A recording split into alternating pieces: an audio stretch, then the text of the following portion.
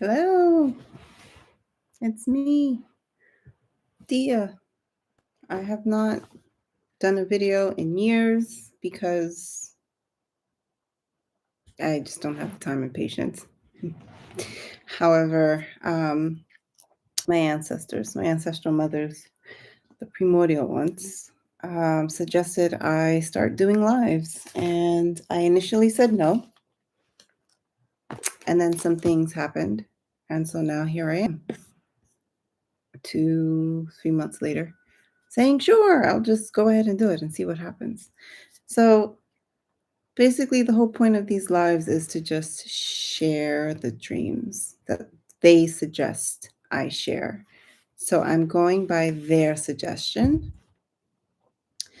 and I guess weaving in related dreams, current worldly events and whatnot, or whatever comes to me in a dream after I share. For example, I made a recording, a Zoom recording, and I recorded the dreams that I was going to share. And that night, that later that morning, I had an experience. And so I'll share that at the end of this video. So basically, I'm going to share 2 dreams.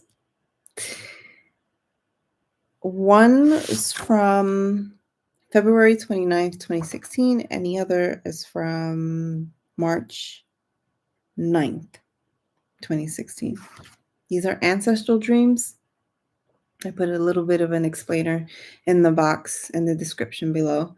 But just to give a verbal share, ancestral dreams and ancestral dream knowledge is not the same as lucid dreams. Okay, lucid dreams, you can control the dream and do dream incubation and all that stuff. That's great. Ancestral dreams, you are lucid, meaning you are aware. However, you cannot control what happens. It's revelatory. It is a vessel for cultural continuity, for the transmission of knowledge, cultural knowledge,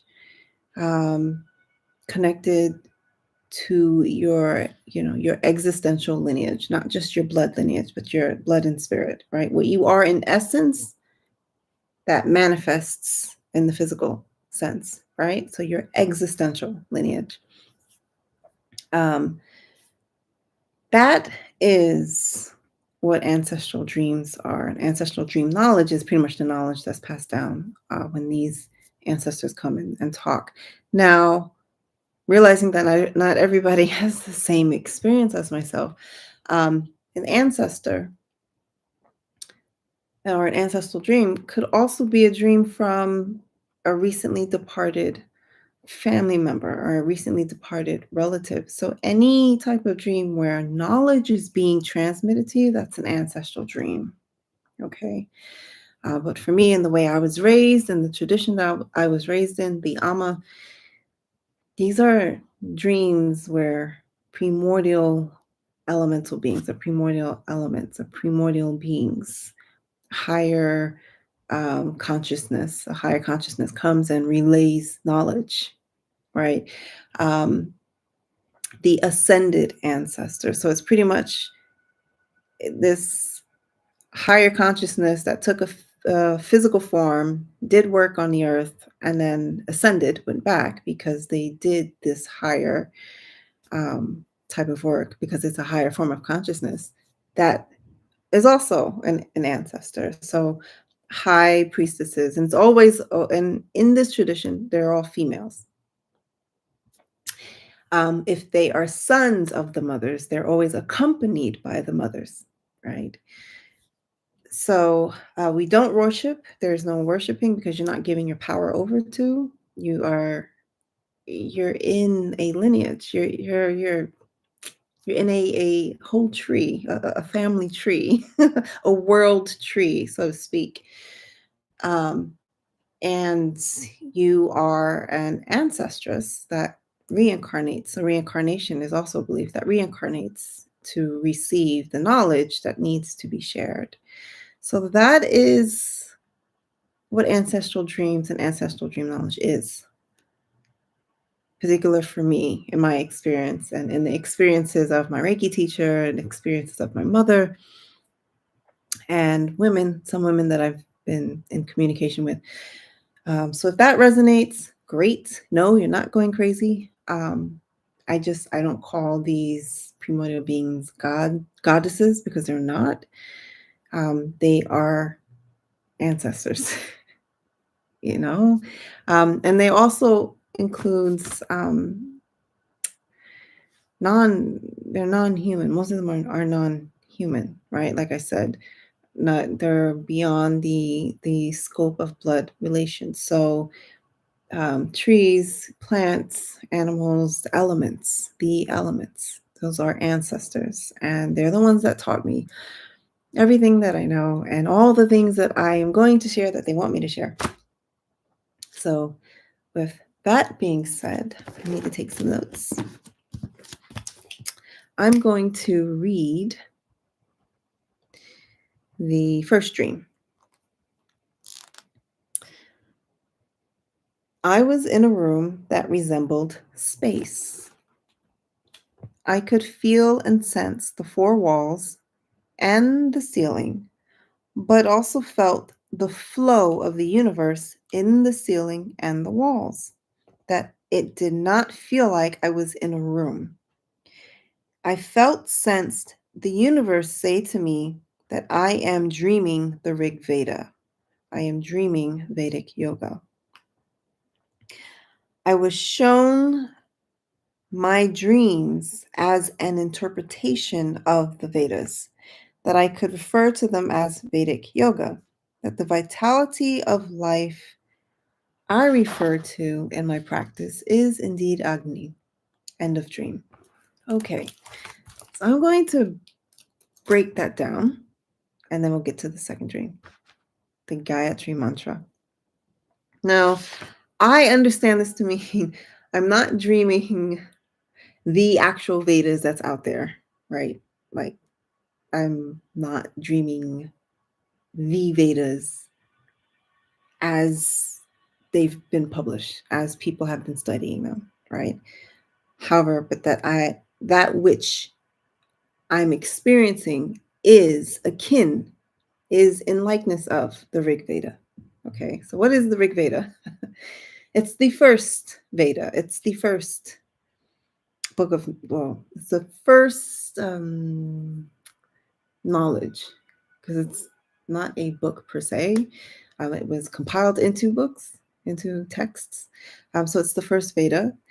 And all of this little bit of list that I'm reading off of, I've put some sources that you can go read more deeply. And I try my best to get them from people in India that were raised in it and that study it, people that are Indian and not Western scholars. Okay. The Rig Veda, it's the first Veda, and Veda means knowledge. It's Sanskrit for the word for knowledge. Okay, so for the universe to say you are dreaming the Rig Veda, automatically, I already know at this point, but at that time I understood it to mean that I am dreaming knowledge, right? And this is 2016, so I've been documenting my dreams since 2001. That's a long time. So by 2016, it's already been 15 years. So I already understood that my dreams were knowledge being transmitted, from the ancestors, the primordial ones, the big mamas. The first Veda, within it, from the sources I've read and listened to, it starts with an invocation, or it contains invocations of the natural elements. Or the Rig Veda can be looked at as an intro to the powers of the natural elements that you can invoke in your life and your body as well, right? And it begins with invoking Agni, the fire element. And for me, at this point, in my understanding, it would be, I would for me to say that my practice, or for the universe to say that my practice is indeed Agni, I look at one of the characteristics of Agni as the fire of rebirth. Because when I look at this dream, I'm also looking at all of the other dreams. These dreams are not revealed in isolation. They're revealed whenever, right? It's not in a linear, it's not in a linear fashion. They're revealed whenever. And when we look at the etymology of Agni, we have shining, leading, and burning, right? And when I think of burning, I'm thinking of the phoenix, rebirth, right? And a lot of what's been revealed in these dreams has to do with rebirth and renewal. So it's just one aspect of Agni. There's so many different aspects, and I'm not going to get into that. However, in some of the other notes that I have, there are mantras within the Rig Veda, and you utilize the mantras and the pujas, the practices, together, or you can just start with the mantras. You use these mantras to call the elements forth, right?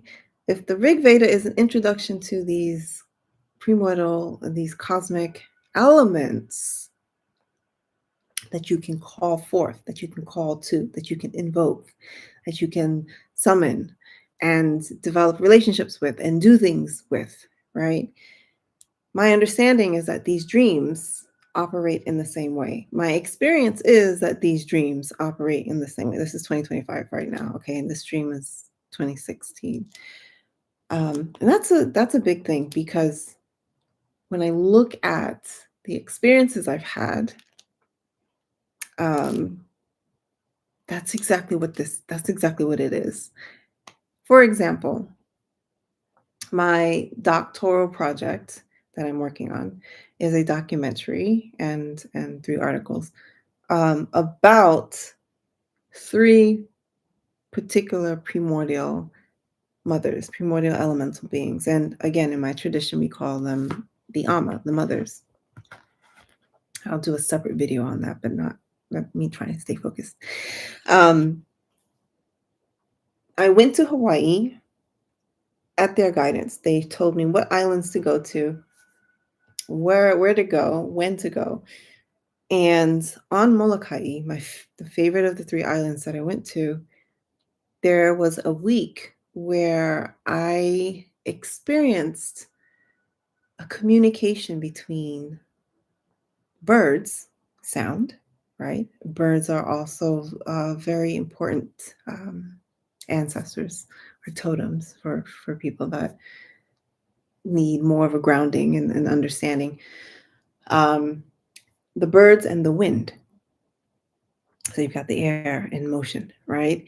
So the wind would blow strong sounds. And then when it would calm, the birds would go. And then the wind would pick up and the birds would become silent. So that was my first experience of seeing these elements and elemental aspects, beings in communication. And I think it was the 5th day that I was there that I realized that they were training my ear, that they were teaching me how to receive or how to be present with that communication, because there was a dream that I had and I could hear the mother speak over and through the wind. And I was like, oh, that's so cool. But of course, I was really focused on collecting data. I didn't make this connection, not until I got here to Morocco. So I'll get to that point in a minute. Fast forward from May 2024, when I was in Hawaii, to January 2025, Pasadena, California. On January 6th, there were 2 fires. The fire in the Palisades, well, there were 3, but I was closer to the Eaton Canyon fire. I could see the fire from the patio door of the room that I rented at the time in Pasadena. Altadena. It's just 2 blocks from where I lived at that time.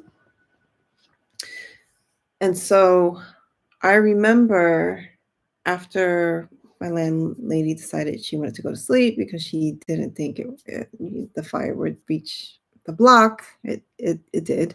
Yes, her house is still there. However, houses on the block burned down. So anyway, I remember thinking it weird for her and her grandson to just go to sleep.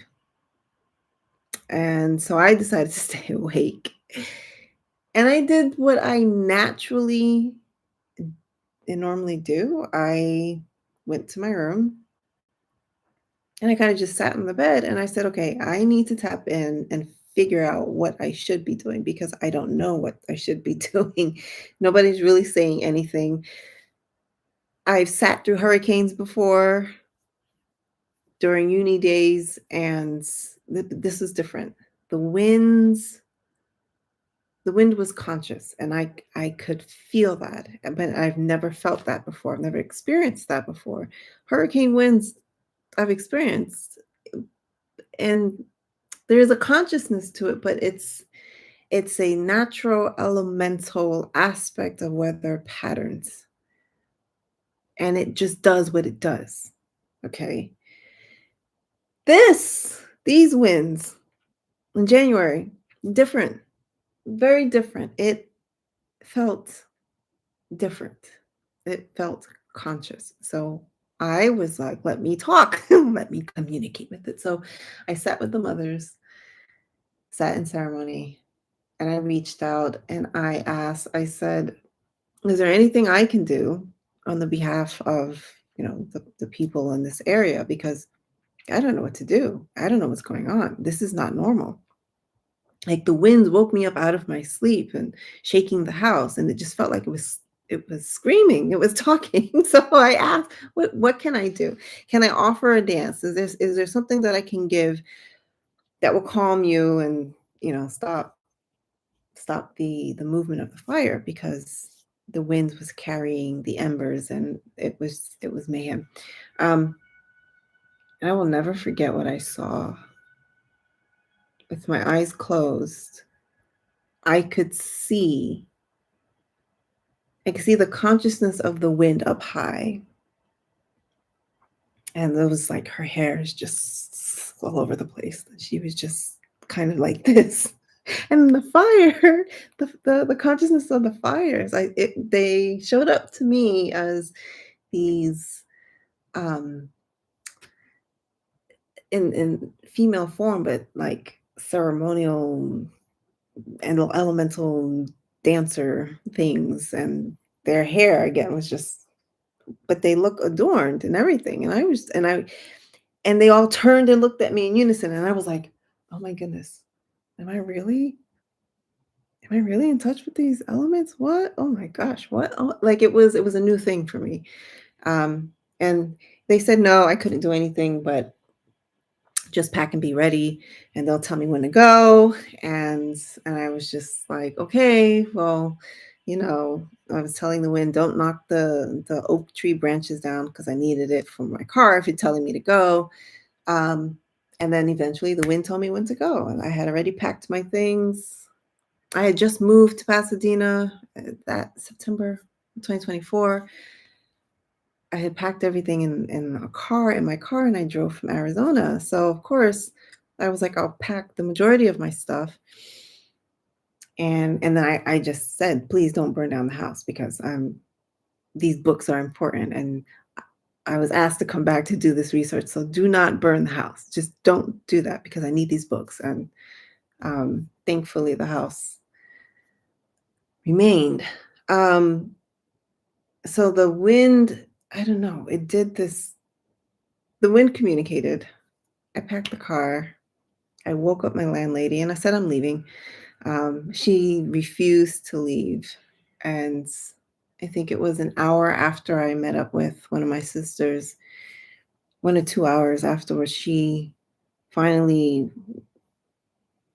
was 2 hours after I evacuated, she sent the text that the police knocked on her door and told her to get out, because there were houses on the street that her house is that were on fire. So for me, communicating with the wind and fire, and then when I needed to know where to go to just rest, because I hadn't slept since the 6 o'clock Tuesday morning, right? When the wind woke me up. I did again what I knew best, and I went to Hermosa Beach. I drove to Hermosa Beach because I said, the water. Now I need the water to tell me where to go. The wind and fire told me when to go. The water will tell me where to go. And so I walked onto the pier, opened up my phone to Airbnb, thanked the people that sent me money to book a room for at least 2 days so I could just crash and sleep, because I didn't get paid by Amazon. I was working for Amazon at the time and I didn't get paid yet. So I was like, well, where am I going to go? And sure enough, I just stood above the water and I could feel the energy from the water, and I just said, hey, I always come to you for guidance. You've always been my grounds. Like, I feel grounded in water. I feel grounded by the water. And people feel that when they touch the earth. I feel that when I'm at the water, or if I'm standing underneath a starlit sky, no light pollution. So I said, guide me to where I need to go, show me where specifically to look. And I opened up, boom, boom, boom, immediately found it. And for me, that's when I realized, okay, the whole point of switching up my dissertation, because that's exactly what they did, was to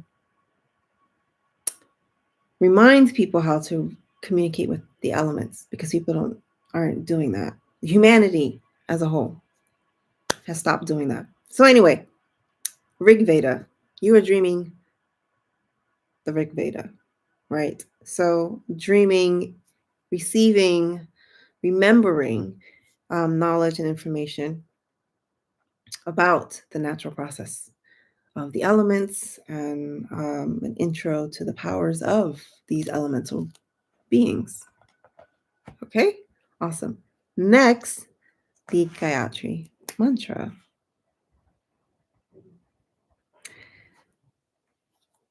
That was March 3rd, 2016. I was walking amongst the nature on earth, a lush and fertile landscape. Not just walking, but gliding. I felt a larger presence above and beyond me, yet contained in an unidentifiable humanoid form to the left of the dream. Watch me. I saw an image of myself glide through this landscape and experienced it at the same time. As I glided, this presence communicated to me that I was the Gayatri Mantra. However, I embodied only the first 3 lines of this mantra. As it communicated this, I recited the mantra to confirm it. The last line was not said, it was absent. End of dream.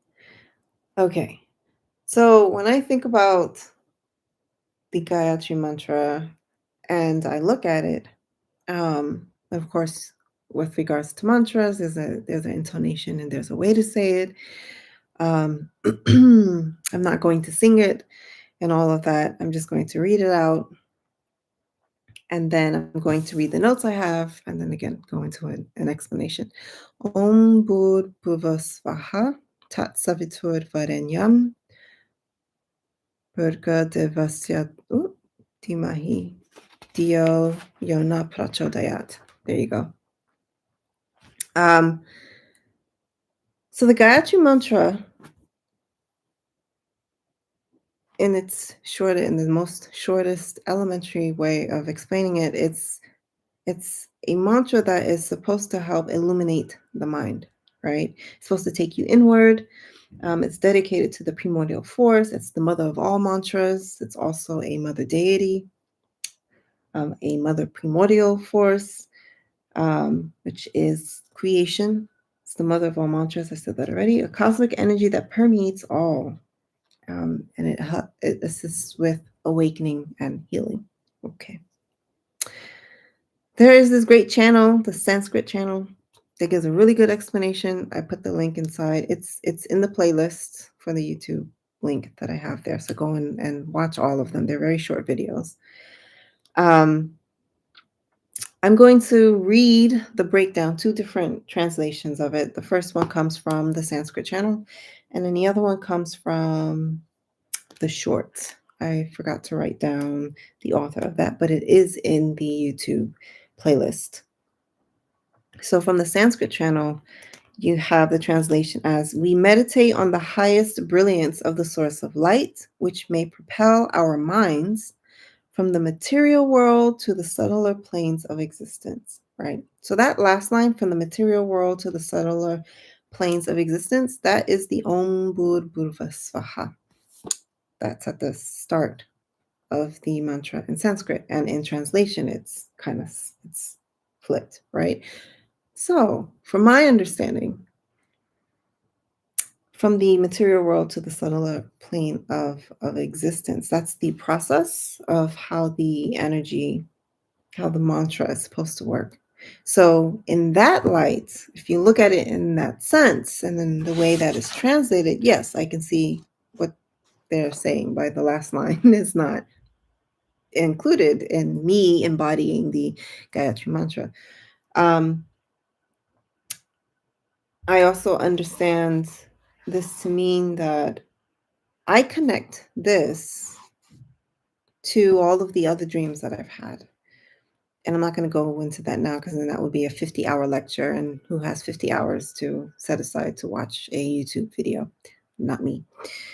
So meditating on the highest brilliance of the source of light.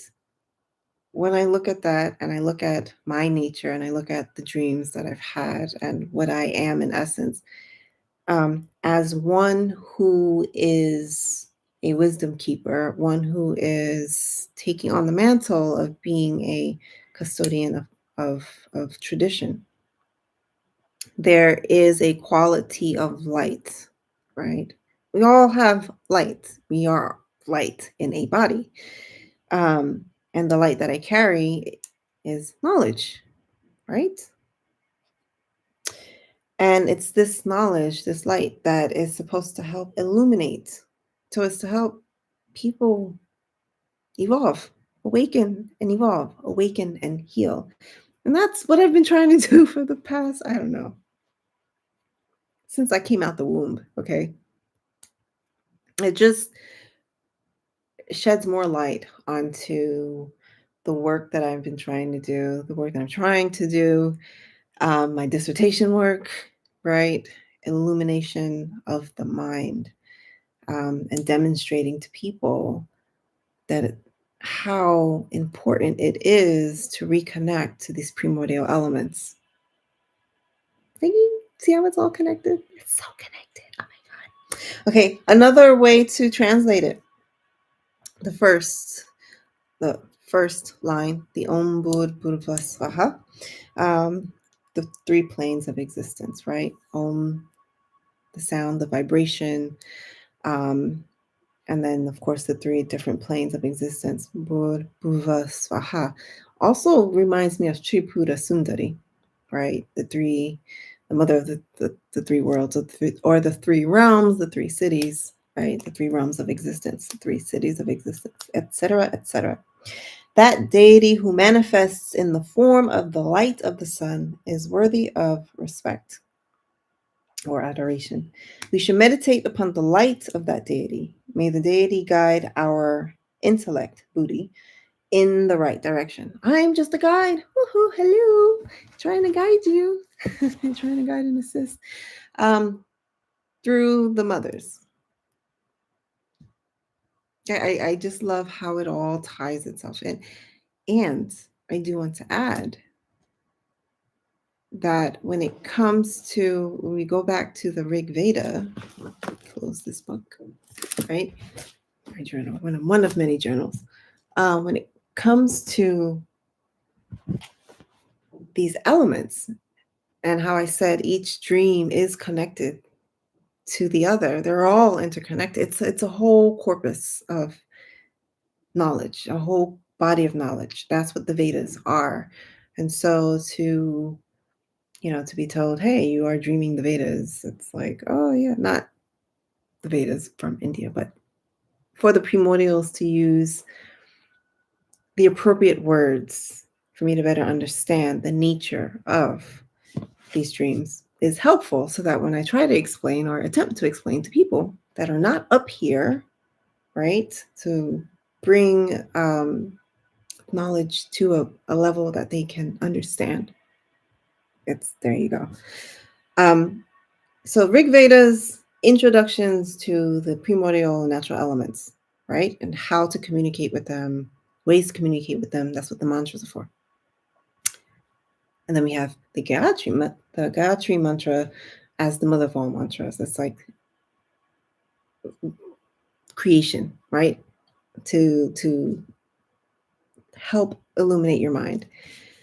There's another dream, and then we'll end with this, from October 3rd, 2008.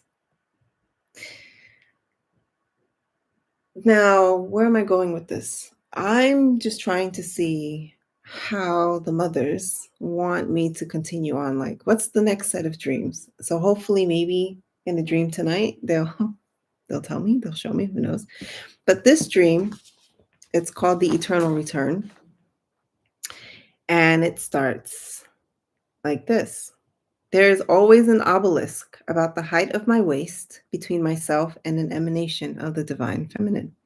The walls to my left and right always show scenes of fertile nature, mountains and lush fertile lands to one side, a body of water bordered with fertile plains are on the other. This emanation of the divine feminine is always moving her arms in a manner to suggest she is conjuring the myth from its creation. This myth, it always manifests itself above the opening of this obelisk with a radiant yellow gold copper glow. She is powerful. She is my mother and sister. Her energy is different yet similar and familiar to mine. My ears always become filled with pressure, and goosebumps always appear in my body as chills run through me as I watch what unfolds before me. She is the Divine Mother, and there are always formless witnesses to the revelation of this myth. Only she and I share similar forms, woman. As I stare into this raised orb of energy, she speaks silently to me. Here is the myth as it is embedded within you, created each time you come into being. Gather the powers that be, recreate the myth, the time of its creation. I never did have to ask her what myth she was referring to. She never calls it dance or movement. She always calls it creation. And the movements are always needed in order to create. It's never a matter of which moves, but always an understanding and the embodiment of the origin of the power behind the movement. The primordial mother never says dance or movement, but instead always refers to the act as coming into being, which can be understood as coming into existence. I am destined to dream this for the rest of my life. Now, I will not break that down now because it is 5:04 a.m. where I am currently located. But I will say that dream not only is the primordial mother speaking. Oh, I was like, what is that? Speaking about gathering the powers that be. She's talking about the elements, right? These are elemental forms, primordial forms, the forms that are formless, that are present each time this myth comes into being. And the myth is it's knowledge.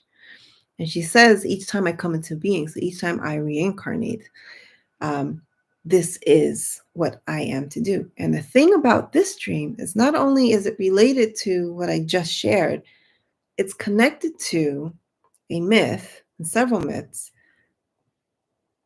that's located in ancient Egypt in the temple of Hathor at Dendera in the inner sanctum, the great sanctuary. That breaking that down, I will do in a completely different video. I will actually be talking about it in this summer at a conference, but I'm not going to go in as deep of a dive as I will here on YouTube. So I'm just going with the flow of this.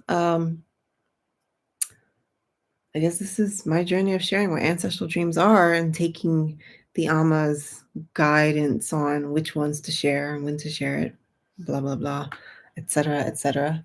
So yeah, thank you for coming to my TED Talk. Oh, and last but not least, the dream that I had this morning or yesterday morning. So I did a Zoom recording sharing these dreams, right? The two dreams, the Vedas and the Gayatri Mantra. And I was going to, upload it because I tried to do a live and YouTube wouldn't let me do a live. So I said, okay, I'll record it and then I'll upload it and then I'll do the breakdown tomorrow. And maybe I still will upload it. That morning, a primordial elemental being descended upon the house. Now, I don't know what effect that has on the town that I'm in, and I'll find out later today. But it descended in such a way that it silenced the birds. Now, usually the birds are crazy every single morning, the seagulls and the smaller birds, but it descended and it woke me up out of my sleep. And I was like, oh, hi, hello, how are you? Who are you? What are you doing here? So, all that to say, when you connect to source and you connect to the source that powers your spirit, that powers your existence, because the way I understand it and the way it's been revealed to me, everybody has a source. Like, look at all the galaxies, right? Just as an example, galaxies, stars, sources of light, sources of energy, right? So when you're connected to your source, you're able to perceive higher realms and higher states of consciousness, higher states, higher energies that are subtle, extremely subtle. And the way these primordial elements communicate, it's far more subtle than your intuition. Now, if you know your intuition is already like the barest of breath across the surface of the water, the elements, the primordial elements, the way they communicate is so it's above that. And if you're not there, if your awareness is not there, you're going to miss their communication. And the point is they're always communicating. So humanity, so disconnected, is missing their communication. So let's get connected and let's see how my dream sharing can help those that resonate, right? Okay, cool. It's bedtime. It's bedtime. I need to go to sleep and I need to wake up early so that I can get my fresh baked bread before 1:30. Anyway, thank you for coming to my TED Talk. Maybe I'll see you again soon. I don't know. Oh, we'll see. We'll see how this goes. Bye-bye for now.